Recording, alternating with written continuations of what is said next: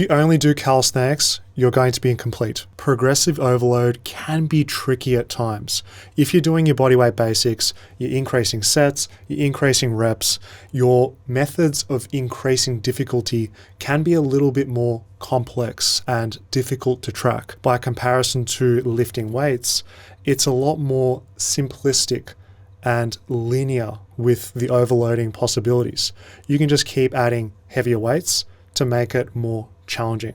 Now, of course, you can do weighted calisthenics to make it more difficult, but from a purely bodyweight lens, we have to start playing with some stuff. We need to start doing unilateral exercises. We need to play with leverage with our body posture, such as leaning further forward on a pseudo planche push-up, or bringing our feet closer towards horizontal on an inverted bodyweight row.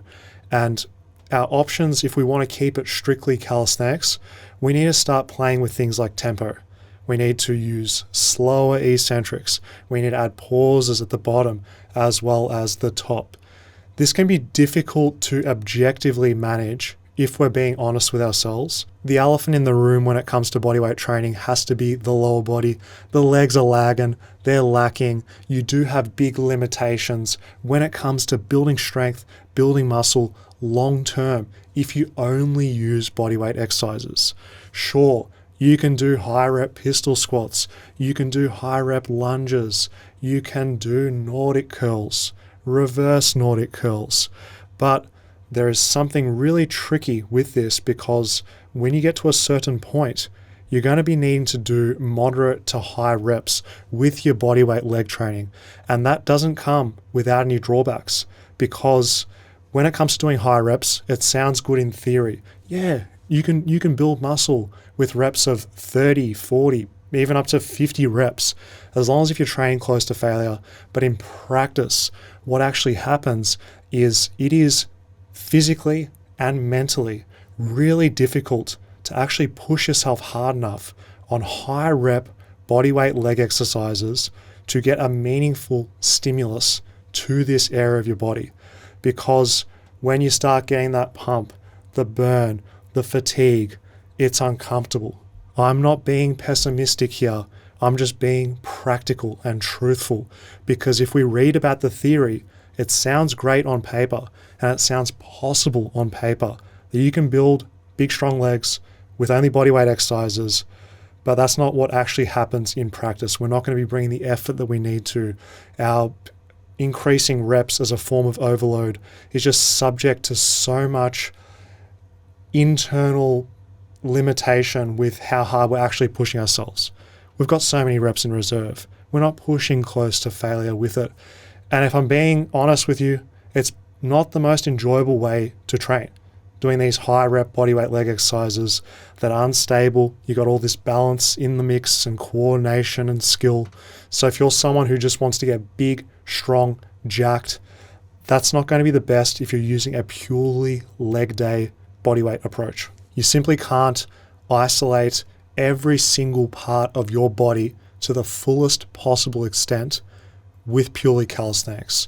If we're looking at the spinal erectors, for an example, you can do high rep back extensions, 45-degree back extensions, but at some point, the reps are going to get so high, you're going to be building pretty much endurance at that point, and it is really difficult over years, decades, to continually progressively overload bodyweight exercises for the spinal erectors, the lower back.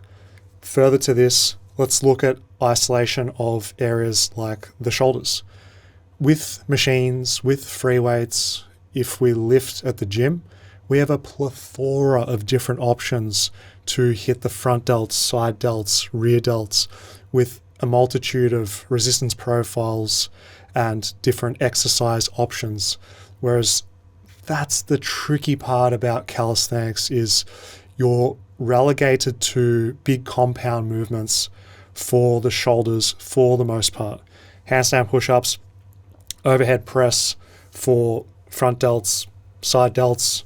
You can do pseudo planche push-ups for the front delts, pike push-ups. When it comes to the rear delts, of course, we've got pull-ups, we've got rows.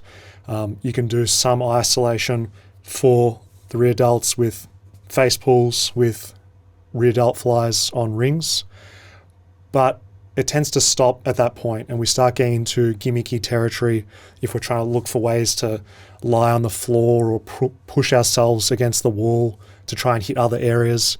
Whereas if you were to lift weights, a hybrid style of training, then you can plug the gaps of what's missing from the isolation perspective. You can do laterals for side delts. You can do all different flies on cables, machines to hit the rear delts. And your options are more varied if you're going to use that resistance method, the free weights, cables, machines, to hit those areas. Also, when it comes to calisthenics for growing massive arms, it is not as optimal or varied or as efficient as it is if we do gym-based exercises. Your compound movements, your pull-ups, your dips, they're going to be responsible for growing most of the mass in your biceps as well as your triceps. We do have options when it comes to hitting the biceps with bodyweight only. We can do ring curls, we can do pelican curls. If we want to hit the triceps, we can do bodyweight skull crushers as well. But it tends to end there with our options. And if you want more tools in your toolbox when it comes to exercise variety for isolation purposes, it is a no-brainer for me that we would be including weights into our routine if we would like some more size and some more strength in isolated areas of the body that don't get sufficiently overloaded with bodyweight alone. Or we're just looking for a varied way of attacking the same area with a different resistance method. This is where the hybrid style of training comes together to plug what is missing from both disciplines so that you can hit your calisthenics movements for your overall strength, your overall aesthetics. But if you want to put the icing on the cake when it comes to your own physique, then sprinkling in not some chocolate sprinkles, not some strawberry sprinkles, but some weights with all the options that we have available at a gym. Or even if you've just got a basic setup at home with a barbell, a pair of dumbbells, adjustable dumbbells, then you can just include them into your routine that you're already doing with bodyweight training. And it will be the most efficient and the most effective way to become well-rounded from an aesthetic and strength point of view. Mixing calisthenics and weights into a routine, hybrid calisthenics, is the way that I've been training for years. Get my hybrid program linked below on fitnessfaqs.com, and you're going to fall in love with this style of training.